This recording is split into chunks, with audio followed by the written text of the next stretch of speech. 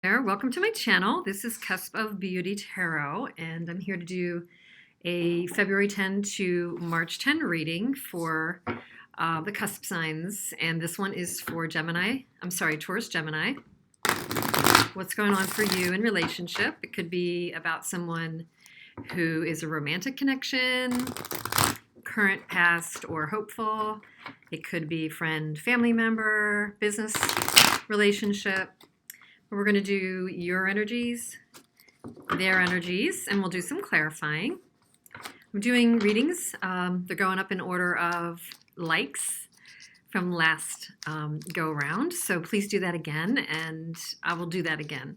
So I appreciate your likes and subscribes and shares. I so much do appreciate the support of the channel.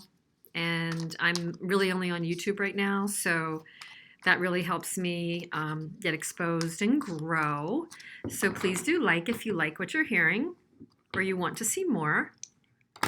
And again, this is for Taurus-Gemini. And you can check the dates in my about. They will vary. Cusp dates do vary depending on who you're looking into in terms of reference.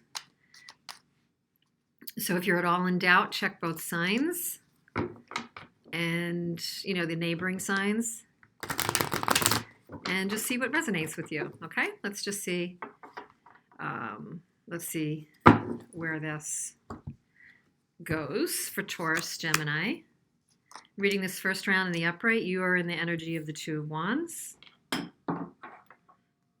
You see your person in the energy of the Magician. You feel about them, the Eight of Swords, having some angst here. They're in the position of the Ten of Cups. They see you as Judgment. They feel about you Temperance. Wow. Major arcanas here. The joint or collective energy is the Lovers. Can't make that stuff up. The obstacle is the Seven of Discs, or coins. The advice is the World. The potential outcome is the Fool. Wow. And the bottom of the deck, or kind of overarching energy right now, is the Four of Cups. So let's see what this might all mean. We'll do some clarifying for sure. Get rid of my wrap here because I'm getting warmed up. It was so cold. It's so cold here in the Northeast. So just getting a general read on the energies between the two of you right now. There's definitely a critical juncture here and the need to maybe make a choice. You're in the energy of perhaps setting out on a new path and making a choice. Something definitely has had you in your head and upset. And the energy of decision is between the two of you as well. So there's a collective decision. It feels like things have kind of come to some kind of a culmination, or the potential to change, end, or begin something, because advice is maybe close out this chapter and learn the lesson. Your person is definitely focused on happiness and relationship in its utmost, whether it's with you or finding it. They see you as making a judgment, making a decision, just like we said. They feel like they want healing and balance. I think they're trying to stay patient, or they want healing and balance.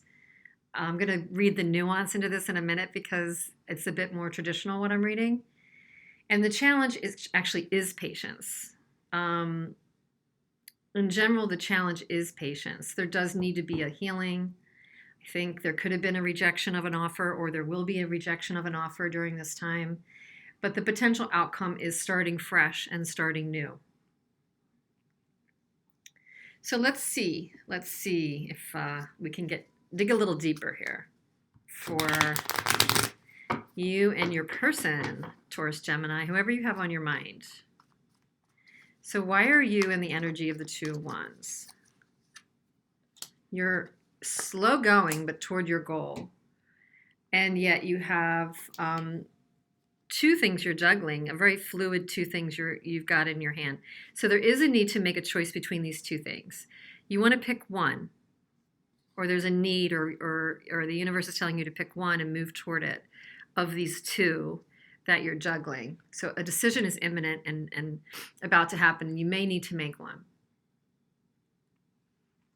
You see your person as in a good position. You see them as charismatic. Maybe there's somebody that is an air sign. Maybe they're a good communicator. Maybe they tend to make things happen in their life. They tend to be in command and control. You may see for some of you that your person you think is a little bit shifty or has been shifty, or, you know, it isn't upside down, but for some of you, you may feel that there was something manipulative going on, and that has you in your head, and you may not need to be. With the Lovers and the Magician here, and the World, and the Judgment, and the Temperance, this is a divinely guided, not guidely divided, a divinely guided relationship. This is not by chance that the two of you met. You see them as the Magician. You see them as withholding their love, and yes, that they're trying to manifest maybe, or they're trying to create, or they're a silver-tongued devil. But they're holding back an offer. They're not being, if they were at one point being emotional or forthcoming or romantic with you or giving of their emotions, for whatever reason, they stopped or aren't. Or they just are not. You do feel that that's upset you. You have a perception of something negative. So you need to reflect on this idea of stay or go. Is it time to heal and move on into less dramatic situation? More predictable and less chaotic? Less hurtful? They are definitely seeking harmony and fulfillment as well. Lovers in the reverse, Knight of Wands in the reverse, and the idea of what they might feel they have to walk away. You're feeling like you might have to move away. They're feeling like they may have to leave something they invested in as well. A partnership that they thought was going to go somewhere, a passionate connection that they thought was going to go somewhere, but they may feeling there was an ending or a premature ending or a misfire. Unfortunately, there was like a misfire with the two of you. They see you as making a judgment, maybe getting an awareness or an insight, maybe being more, I guess, evolved about this. They see you as coming out from the cold. They see you as maybe you felt like you were betrayed. Maybe you distanced yourself because you felt betrayal. Maybe they see you as reacting to something that happened. They feel about you, the Temperance card, they feel about you some passion and love and attraction. They feel about you some passion and love and attraction. So they feel that about you. So despite whatever's happened,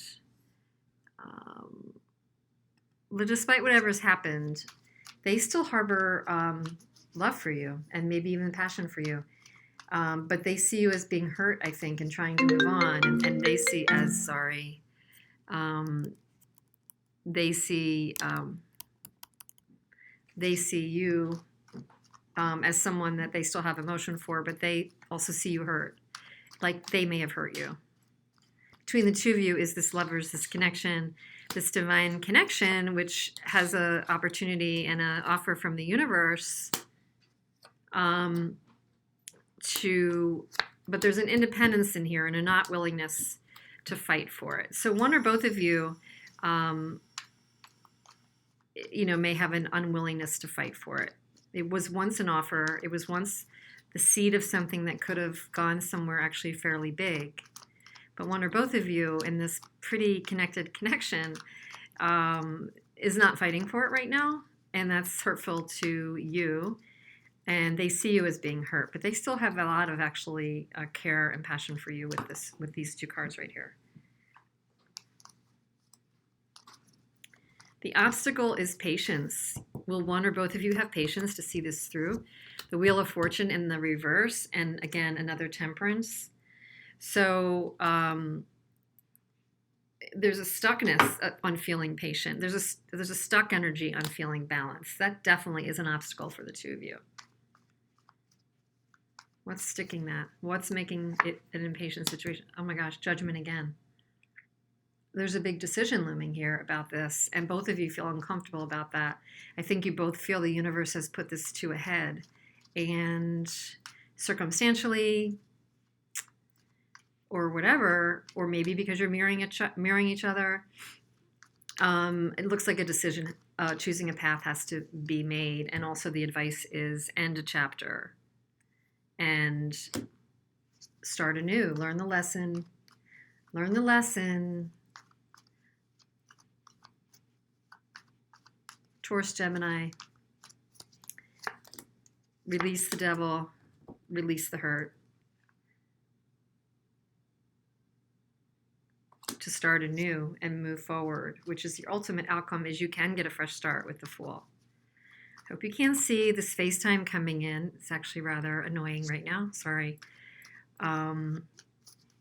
Potential new start, King of Wands, but the Two of Cups in the reverse. So there's a passionate potential, but it's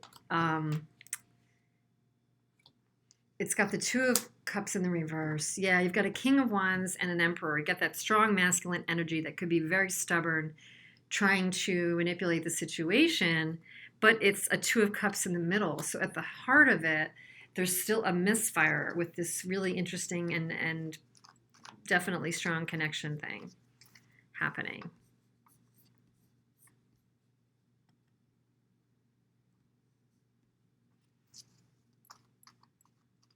Under the deck, there was a rejection. So I don't know if that's what spurred the need to make a choice because there's been hurt over rejection or a dismissed energy, or if it feels like that now. But here's an offer, scrutiny around an offer, and then again, another rejection. It's just in the reverse. It's just either delayed or bigger, sour grapes kind of. So there is an energy of rejection. So this Lover's decision, choose your path, juggling two things with the Page of Pentacles. A decision needs to be made, and the advice is your best bet is to close out a chapter, learn the lesson, drop any codependency and toxicity, drop the hurt you're feeling, push through, and do heal this. And yeah, and you can move to the other side. Are you moving to the other side with this person? You know, Judgment's here a couple times. They still have strong feelings for you. I have this sentiment and this energy that you both might have had really bad timing.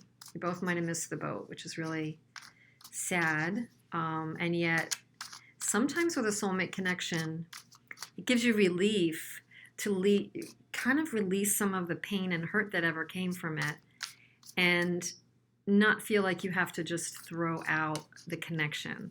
Maybe there's a maturity that lets you learn the lesson, rise above it, and say, you know what, love doesn't go away. If I felt that I love this person, it doesn't need to be that it goes away. You have to feel the grief over it. But maybe you just feel like, you know what, when the timing's right, I will always kind of have some care and love for this person.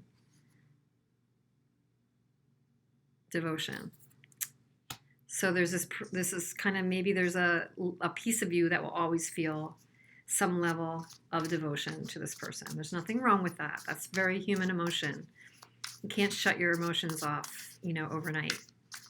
Sometimes it's really kind of just comforting to know that, you know, when we're deeply connected, you know, to someone, even if it doesn't always feel good or has its ups and downs or it's been kind of, you know, big ups and downs or hurtful or pieces, don't expect that you're going to turn it off. Just kind of can talk yourself through that. Like, you know what? It doesn't mean love has to die. It means I need to learn the lesson, or I'm going to keep attracting the negative piece of it. Your person is trying to read the signs. They are seeking harmony, and they're trying to think about what actions they should be taking. Maybe they're already in action. You see them as a manifester. Maybe they're working on manifesting. You know? So let's see. I'm going to take a good tarot to see if there's an extra message we can underline for you. Taurus, I'm sorry, Taurus-Gemini. This deck is just way too big to shuffle that way.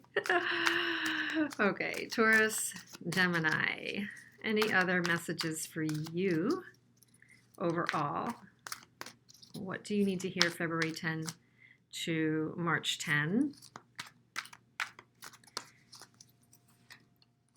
Four of discs, four of coins. So guard yourself. Put healthy boundaries in place. Healthy boundaries in place. I think your person knows how to do that. They sometimes might even be so much boundaried that they are blocking because maybe they don't like emotion as much as they like passion or control. But you can put your healthy boundaries in place to move forward, to heal, to get in touch with the things that bring you joy, that are in your everyday life, that are of your senses, you know, sights, sounds, people, foods, you know, spaces, nature, creating. Four of Earth, very stable. It's a very stable energy, but also put the guardrails on so things don't really drain your energy. Twin flame messages. I feel damaged, like I just can't do this. I've looked you up online to see what you've been up to. I know I screwed things up and I honestly have no idea how to fix it. Yeah, your person may not have the capability needed to be really good at the whole, like, you know, communication thing. We'll take a seeking within Oracle as well.